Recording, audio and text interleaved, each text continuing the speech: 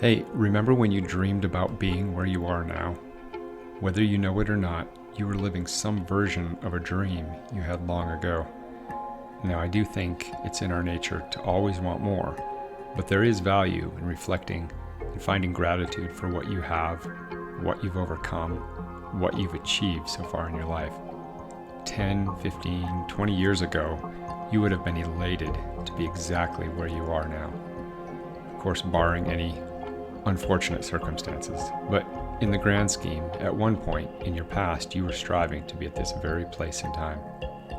When I think back, there are so many milestones I simply could not wait to get past. Like, I can't wait till I can drive. Oh, can't wait to finish high school. It'll be so amazing to be in the Air Force. I can't wait to finish my degree. How cool it would be to be a military officer. I'm so excited about living in Europe or in Asia. It'll be so cool. Oh man, I so can't wait to retire from the Air Force. I'll feel so free. I would be so stoked to work wellness for North 40. Oh wow, it'll be amazing to finally buy a house, and on and on and on and on. But all that goes by so quickly. We have so much, yet we blow past it in a blink. We work and strive and trudge and sacrifice and climb and push so hard to get to there or here, whatever that is for you. Then we just keep cruising on past the target and set our sights on the next there. It's crazy how quickly our focus changes after holding on to a vision for so long to get somewhere, just to automatically turn our heads and go somewhere else. Maybe we ought to pull the handbrake and step out for 1 minute to just look around at where we happen to be. Take it in for a second. Celebrate your effort for a beat before jumping back in, slamming the foot on the gas, and racing off to the next there. Don't get me wrong, I'm all for pushing ever forward, reaching and jumping for that next ledge above our heads. I surely haven't achieved everything I've dreamed about.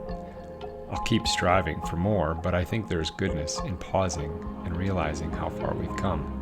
More than likely, you've arrived at some there you were aiming for. Here's something else to think about. If you don't have any of what you've dreamed of, good news. You still have time. You're still breathing. Now, most people will automatically start making excuses at this point about why they can't get there.